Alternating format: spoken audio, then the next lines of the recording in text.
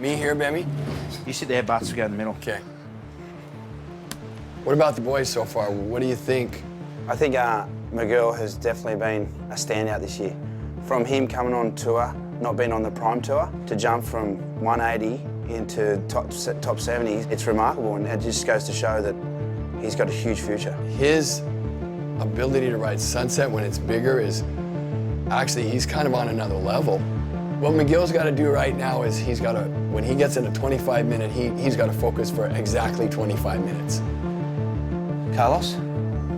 Yeah, Carlitos, he just has that incredible X-factor talent. Like, you look at his ratio, like his landing ratio for a lot of those big airs that he's doing is really high. And for me, like, I feel a lot of the public don't really know this guy charges. You usually see him in the air, you see him on the face doing these crazy turns. 10 to 12 foot pipe last year, he was sending it. That's what people haven't seen yet. And when they do see that, they're going to go, holy. It's just a few more heats, put them together, and this guy's on. Mitchell Colburn, bro. Mitch is one of the biggest guys that if he makes a mistake in a heat, he'll carry that mistake onto his next wave and the wave after that. You have to learn from those mistakes. The guy's amazing on the face, he's crazy in the air, he's really good in the barrel, and I mean, everyone knows he belongs on that tour. It's like we said before, it's just a couple more heats, putting a few more heats together, and for me, he's just got to really trust in his own judgment and live with it. Yeah, Dusty. Dusty's one of those guys who, you know, if he goes in the 5th gear, like, no one can touch him. But then sometimes he can be in a zone where he might be a little bit injured, or, you know, something's not going right. It is a lot of weight on you, you know, and he was carrying that, and you know, to need a 3.8 and get a 3.4 last week or whatever was another little brutal thing, but, you know, well, like before, we're gonna see him bounce back. He's definitely walked that path, so he understands what he needs to do and what needs to be done. Now he's just got to go out there and do it.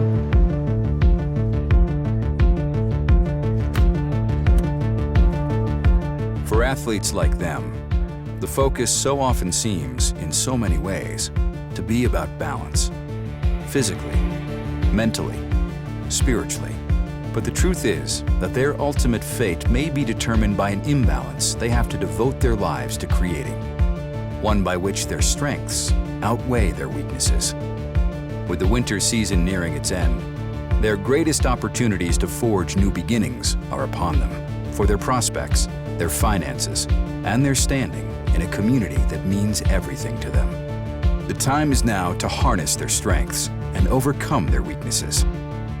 The time is now to prove who they can be. This is In-House, Road to the Volcom Pipe Pro.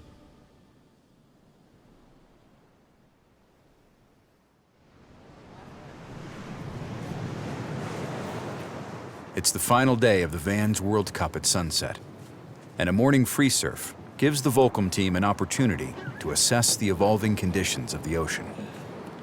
Wow, really, I mean, if you are in the right place, it's really good, but there is some big ones, and if you go really inside, you get washed through by the sets. That happened to me twice today, so stoke that happened to me before my heat and not in my heat, so and now I see where the really good waves are, so I can go and try to chase in the heat. Pura vida.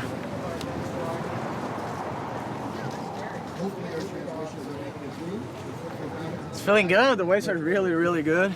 The morning was super crowded, so it was hard to catch waves, but so incredible waves out there. So Bats just gave us there's reef out there today, and there's no sense of going really under the peak because there's a lot of waves wide, and the reef push you to the back, and you don't want to get sucked with that. So just sit wide and just let the wave come to you, and not you go to the wave. It's the best one.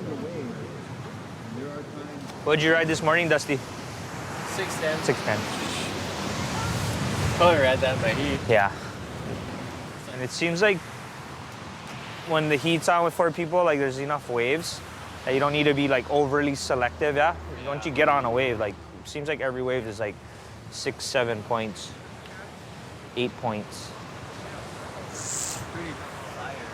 Pretty firing.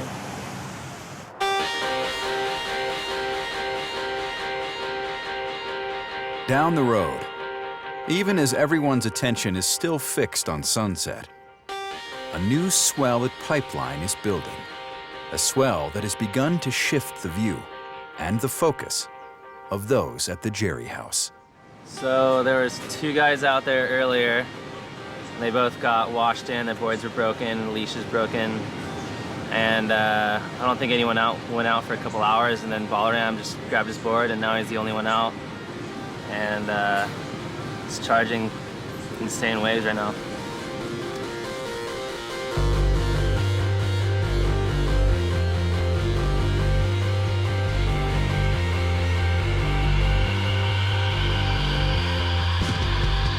While for team members like Dusty Payne, whose winter season is shaped by contest results and points totals, Balaram Stack approaches things differently.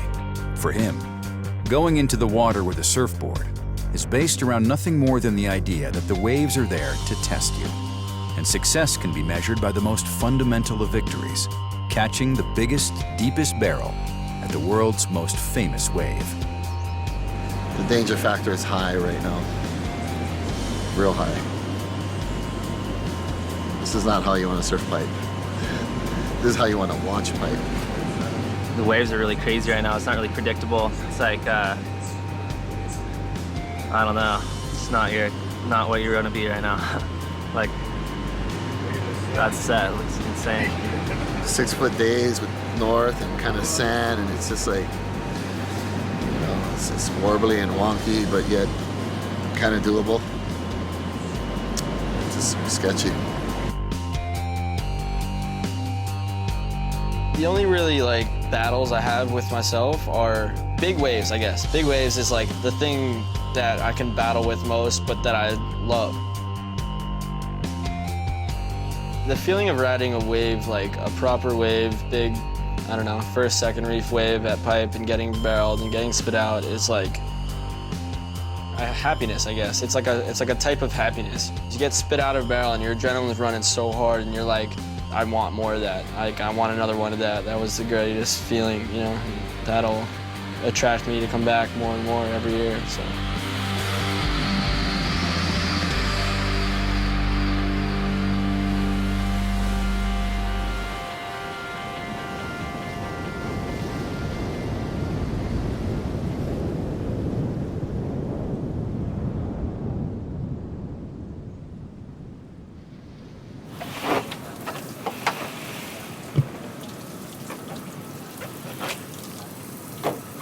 Fun. I love these days because it's just like nobody out. There's nobody out. It's not that great, but it's big, and you could get the odd good one, and which I almost did. I had a sick one, and I got greedy and just casually standing there and just fell forward, blew it.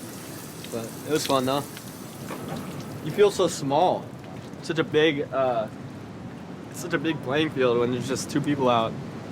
It's just like. You feel tiny.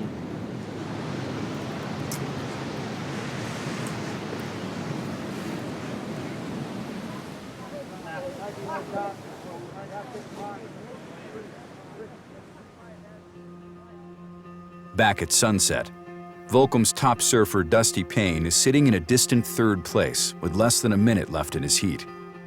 And on the beach, everyone knows that if he doesn't advance, his WCT hopes are over for the year. Here we go. Let's go, D. We got some sets now.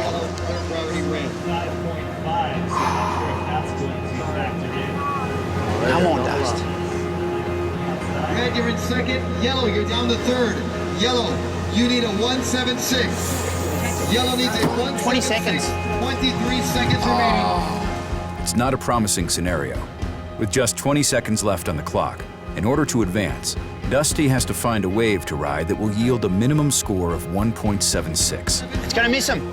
Come on, Dusty. This is it. This is it. Come on, paddle hard. Yeah. Just surf it. Yeah. Yeah. Come on. Oh, boys. Go. Yeah, be like the uncle, huh? Oh, dude, that was heavy.